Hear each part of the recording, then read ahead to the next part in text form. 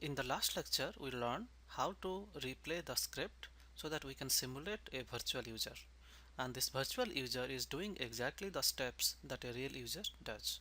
And we saw that we can, and then by looking at the runtime setting, we saw that how can we simulate a browser cache, how can I simulate a browser, and so on.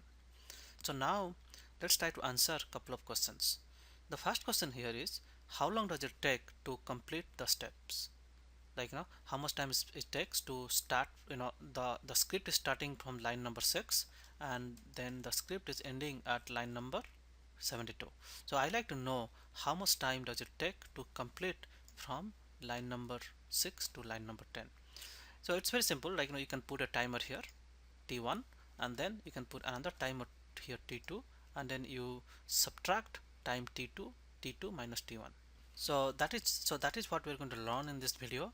In this video we will learn how to measure the time taken to perform different steps.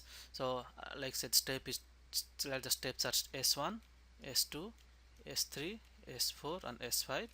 Then we put a timer here, then difference between this timer is elapsed time.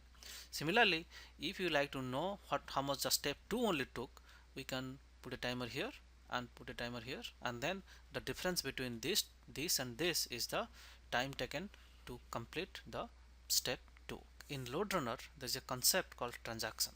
Okay, so this transaction, don't confuse this transaction with other transaction that you might have come across, like in a database and so on. So let's go to the script, and what you can do, let's say we want to measure the time taken from step 6 to step 74. Then you go to the step number 6, and then go to design, insert in a script called start transaction. Okay, and let's give this name as all. Okay, so my transaction name is all, and then I go to the last step where I want to complete the measurement. Then I put insert script end transaction, and the name is all. Okay, so now let's run it.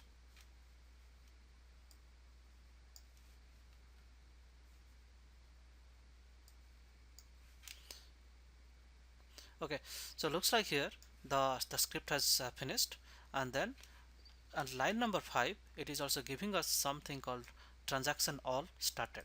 Okay, so and if you go to line number 5, so this is what is happening because of this thing, because of this API that we are putting it, we have started the transaction, and then all the remaining steps whatever is there happened, and at the end, at action number in line number 75, we end the transaction. And what does it give?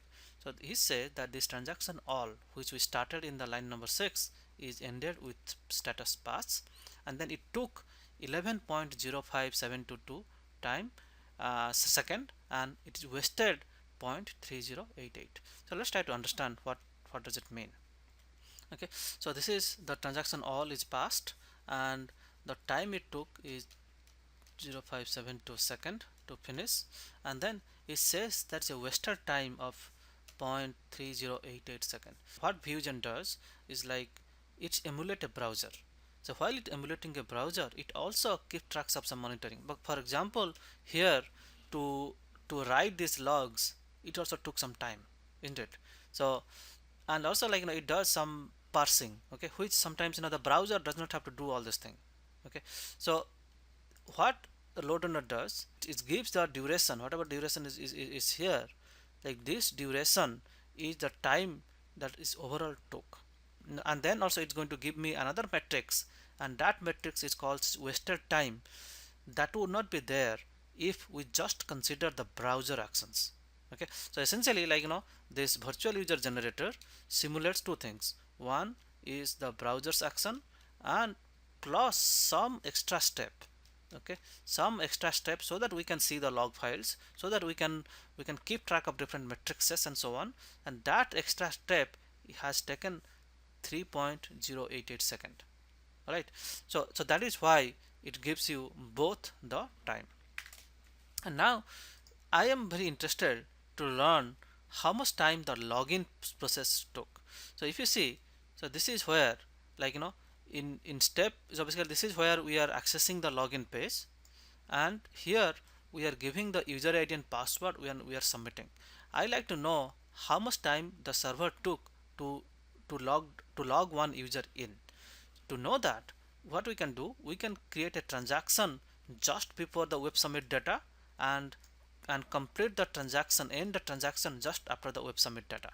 So let's do that.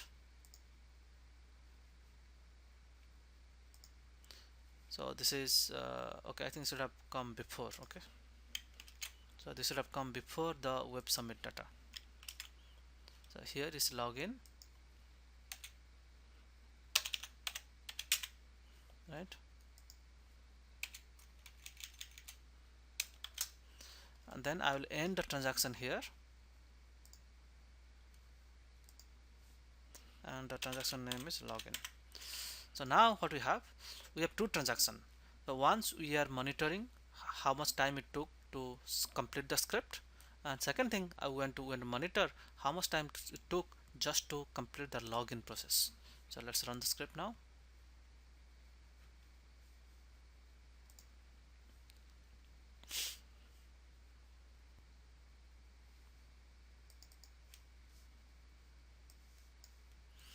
Okay, so if you see the first all transactions started, because that is the first one that we have given in the script, and then after some times the login started, and the login completed in 4 seconds.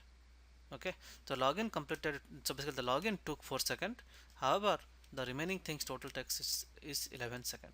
Okay, so that is how you know that it took 4 seconds to log in the, so basically the server takes 4 seconds for logging an user in. All right. Okay, so this is all about transaction. It's a very just a marker to figure out how much time it took.